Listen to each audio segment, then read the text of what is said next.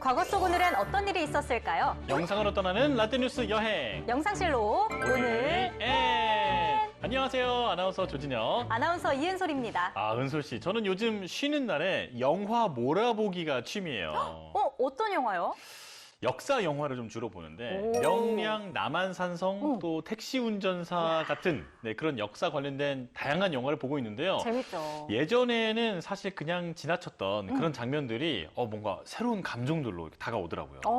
아무래도 역사를 조금 더 깊이 파고들다 보면 그럴 수 있죠. 우리 오늘은 하면서 또 많이 알게 되니까. 역사의 깊이가 생기죠. 그렇죠. 아는 만큼 보인다. 아는 만큼 보인다. 네, 아직 제대로 모르는 것 같아요. 네. 같이 공부해봐요. 네. 네. 이제 영화가 아닌 실제 리얼한 사건들 만나봐야겠죠? 영상실록 오늘 어떤 역사가 있는지 빨리 가볼까요? 좋습니다. 그럼 과거 속 오늘엔 어떤 일들이 있었는지 함께 보시죠.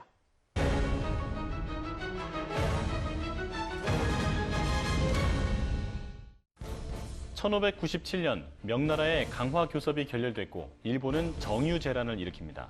그리고 그해 4월 삼도 수군 통제사의 직위에서 해임돼 한양으로 압송됐던 이순신은 5월 16일 권율 장군 밑에서 계급과 권한을 내려놓고 전쟁터에 나가라는 명령을 받는데요. 당시 우리나라가 칠천량 해전에서 패배한 이후였죠? 그렇죠. 칠천량 해전은 정유재란 당시에 벌어진 해전인데요. 네. 이때 조선의 장수 원균이 수군과 함께 출격했다가 일본에게 대패한 해전이죠. 네. 특히 한국사 전쟁 중에서도 최악의 전투로 기록이 돼 있다고 합니다. 네. 이순신 장군은 첫 출격이었던 어란포 해전에서 대승을 거둔 후 두 번째 벽파진 해전에서도 대승을 거뒀습니다. 그리고 1597년 10월 25일 명량해협에서 명량해전이 발발했는데요. 일본 수군 지휘부는 중형 군선인 관선 130여 척으로 진영을 짜고 10여 척씩 대열을 맞추며 명량해협을 통과해 우리나라를 침략했습니다. 한편 이 소식을 들은 이순신은 보고를 받은 즉시 우리 판옥선 13척으로 전투를 시작했는데요.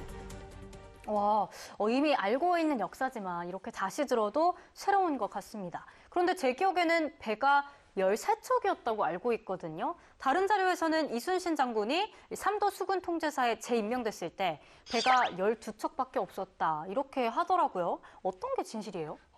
제가 정리를 해드릴게요. 네. 원균이 죽은 후에 삼도 수군 통제사에 재임명된 이순신에게 남은 전력은 칠천량 해전에서 패하고 남은 판옥선 12척뿐이었어요. 네. 하지만 이 당시에 전라 우수사 김억추가 가져온 판옥선 한 척을 더해서 총 13척이 된 거죠. 그렇군요. 목숨에 기대지 마라. 살고자 하면 필히 죽을 것이고 또한 죽고자 하면 살 것이니 이순신 장군은 장수들과 함께 해로가 좁은 명량해협 울돌목으로 향했는데요. 그리고 빠른 물살과 조류 방향을 이용해 13척의 배로 왜군의 배 133척을 물리쳤습니다. 그럼 이번엔 1881년으로 가볼까요? 네가 올바른 낮은 곳에 이를 때야 비로소 너는 너 자신이 될 수 있다. 1881년 10월 25일 프랑스의 입체파 화가 파블로 피카소가 태어났습니다. 피카소는 스페인 태생으로 어릴 적부터 그림 그리기에 뛰어난 재능을 지니고 있었는데요. 19세 때 처음 파리에 방문한 이후 프랑스 미술의 영향을 받아 작품을 위해 파리로 이주했습니다. 그리고 젊은 보헤미안 무리에 합류했는데요. 그는 이후 르누아르, 툴루즈, 뭉크, 고갱, 고흐 등 거장들의 영향을 받기 시작합니다. 저는 피카소의 작품 중 게르니카, 한국에서의 학살 작품이 가장 인상 깊었던 것 같아요. 피카소의 게르니카는 스페인 내전이 한창 벌어지던 1937년 4월 26일 나치가 게르니카를 폭격한 사건을 담아낸 그림인데요. 피카소는 그림이라는 작품으로 일종의 혁명을 시도했다고 볼 수 있는 작품이었습니다. 또 한국에서의 학살은 1950년 6.25 한국전쟁의 참상을 그린 건데요. 사실 이 작품도 전쟁에 대한 보도를 접하고 그림으로 그렸다고 합니다. 그렇군요. 피카소는 회화, 조각, 도예, 판화 등 다방면으로 활약하며 많은 사랑을 받았는데요. 그는 초기 청색 시대를 거쳐 입체주의 미술 양식을 창조했고 20세기 최고의 거장이 됐습니다.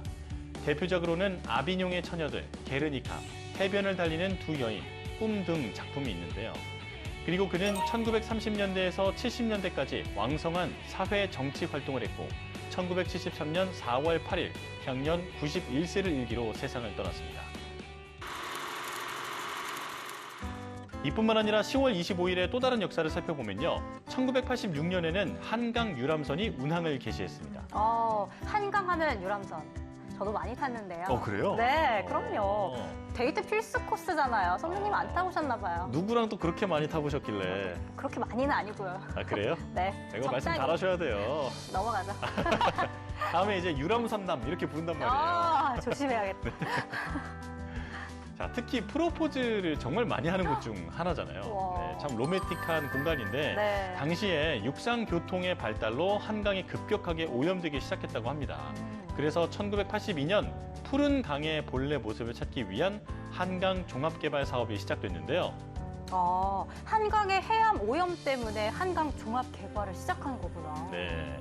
이후 정비 작업이 잘 진행됐고 사람들에게 깨끗한 한강의 모습을 보여주기 위해서 유람선 운항을 시작했습니다. 여의도와 잠실을 오가는 1호 유람선의 첫 운항 이후 한강은 관광지로 자리 잡았고 2호, 3호 계속해서 유람선을 제작해서 운항했다고 합니다. 또 2000년에는 독도의 날이 제정되기도 했는데요. 울릉도 동남쪽 백길 따라 200리 이거 아니에요? 그렇죠. 좀 더 불러주세요. 여기까지 듣죠. 감질만 나게. 성함으로 한번 불러주실까 기대했는데. 이 독도의 날 어떻게 제정하게 된 건지도 전해주시죠. 아, 그래요? 네. 바로 진행할게요. 궁금해요. 독도의 날은 대한제국 때 고종이 1900년 10월 25일 독도를 울릉도의 부속 섬으로 제정했습니다. 이후 그날을 기념하기 위해 대한제국 칙령 제41호를 기념하고 독도 수호 의지 표명 및 독도가 대한민국 영토임을 천명하기 위해 제정한 날이죠. 자, 이렇게 오늘도 열심히 과거 속으로 달려봤는데요. 영상실록으로 만나본 오늘의 과거, 여러분은 어떠셨나요? 그럼 다음 시간 더 알찬 이야기로 만나요. 만나요.